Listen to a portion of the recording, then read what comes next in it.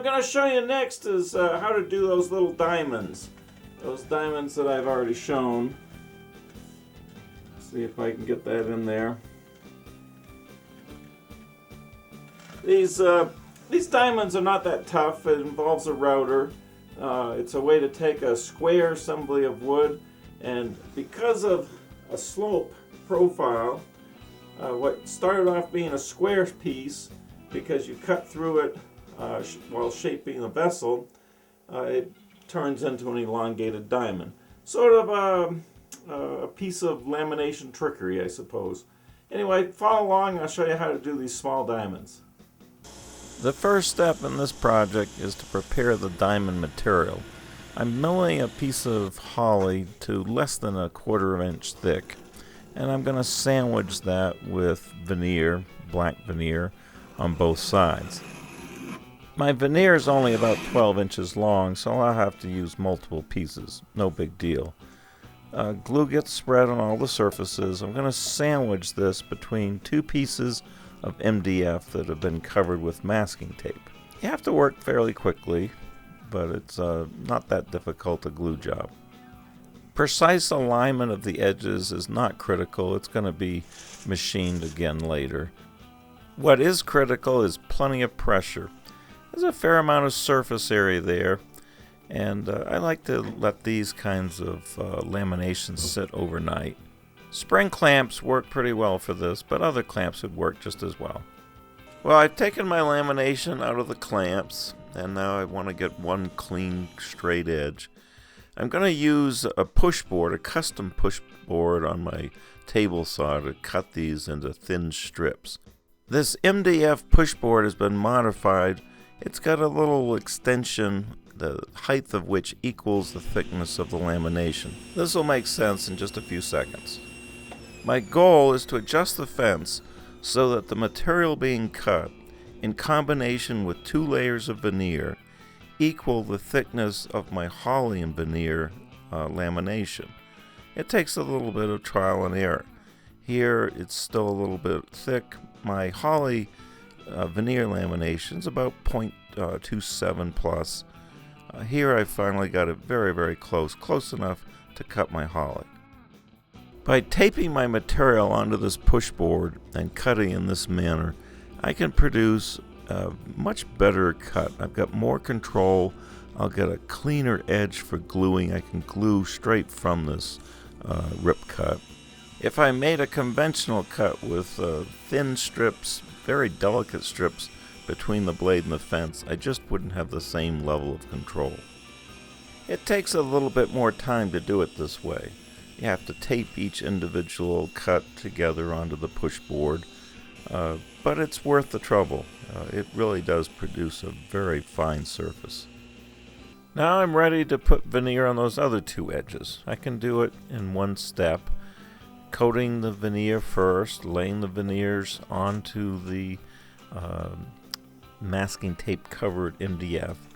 Now I'm putting a layer of glue on this wax paper and just pressing my holly onto that glue.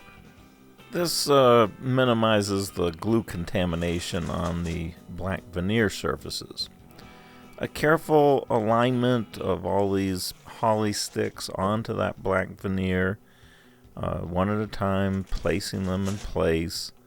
It's messy work, but it's a lot easier to do them all in one glue step as opposed to doing them one at a time. Now here's the other 2 pieces of veneer getting ready to be laid on top of that holly. I'm carefully aligning things so to make sure I have space in between them and laying that veneer on. Then the piece of MDF with the masking tape will go on top of that, and a lot of clamps. Once again, I'm using spring clamps, mostly just because they're so quick and easy, and they do provide plenty of pressure if you put enough of them on. And once again, I'd like to leave this overnight. A lot of surface there.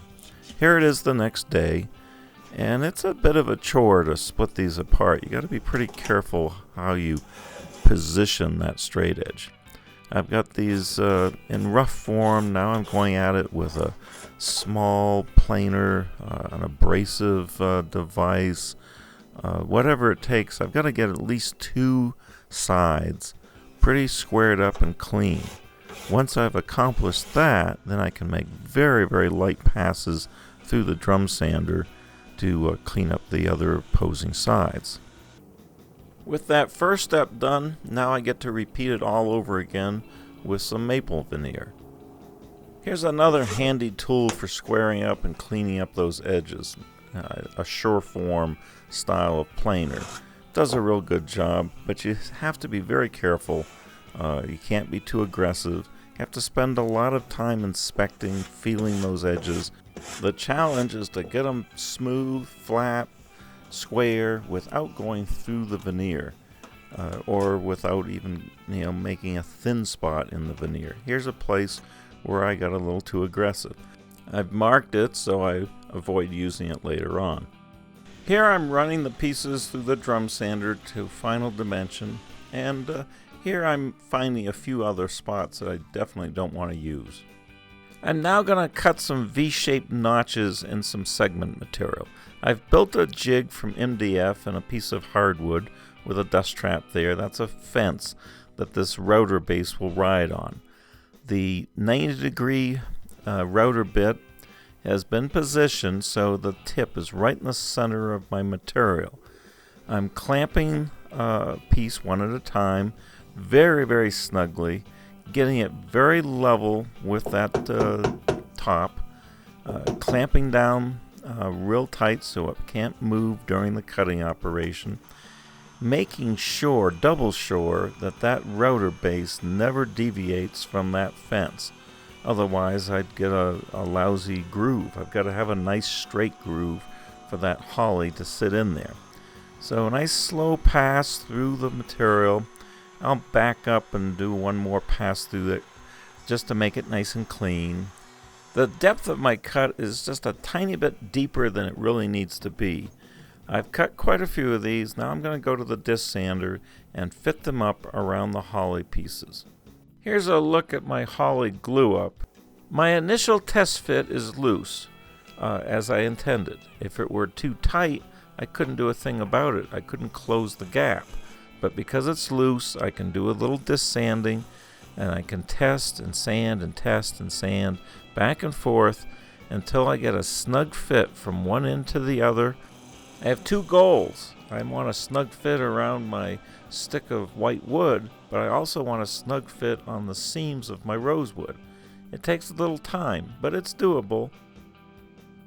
These assemblies here have all gone through that fit-up process, and they're now ready for glue. Now the glue job is pretty simple. Plenty of glue spreading into all the surfaces. A couple of spring clamps will just assist in keeping that rosewood in line with each other. The main clamp will be this quick clamp, which will drive all the excess glue out. All that's left to do is a little disc sanding to clean up the surfaces, and then these pieces of wood can be mitered into a ring and used into a vessel. The mitering and all that, of course, is just standard mitering. But the real magic is when you cut through at an angle and expose these diamonds from that square block of wood. It's a cute trick.